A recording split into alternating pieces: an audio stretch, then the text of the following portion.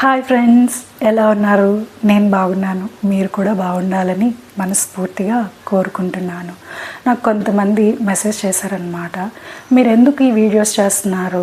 Even బయట వాళ్ళే కాదు, ఇంట్లో వాళ్ళ దగ్గర నుంచి, బంధువుల దగ్గర నుంచి, స్నేహితుల దగ్గర నుంచి, ఇవన్నీ అందరికీ తెలిసినవే కదా, ఎందుకు నువ్వు పర్సనల్గా ప్రత్యేకించి చెప్తున్నావు అని అందరూ అడుగుతున్నారు.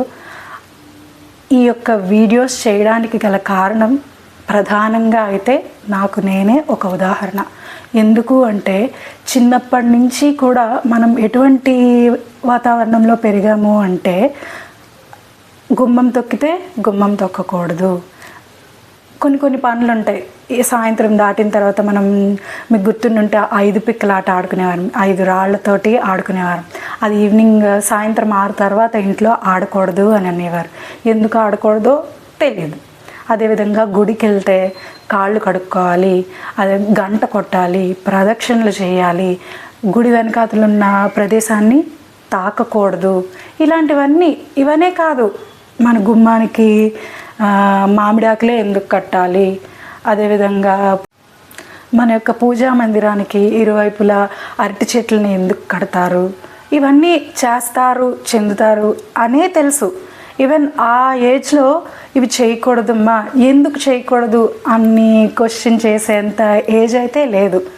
నాకు ఎప్పుడైతే పెళ్ళయిందో, కొన్ని మన సాంప్రదాయం ప్రకారం పూజలు చేస్తూ ఉంటాం, ఫంక్షన్స్కి అటెండ్ అవుతూ ఉంటాం, అదేవిధంగా కొన్ని రిచువల్స్ ఉంటాయి కదా, వాటికి కూడా ఇలాగే చేయాలి, అలా చేయకూడదు.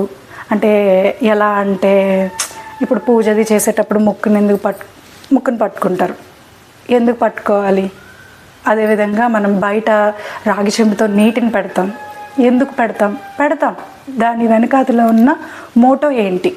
నాకైతే పెళ్ళి తర్వాతే ఇవన్నీ కూడా నాకున్న ఇంట్రెస్ట్ మీద నేను తెలుసుకున్నాను. అంటే ఏదైనా ఒక పని మనం అందరూ చేస్తున్నారు, మనము చేద్దాము అంటే, చేసేది మంచిదే కాదన్ను, కానీ ఎందుకు చేస్తున్నాము అన్న కారణం అయితే మనకు తెలియాలి కదా.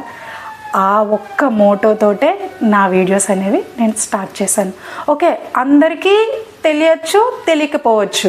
అలాగే ఒక 10 మందిలో 2కి తెలియకపోవచ్చు కదా.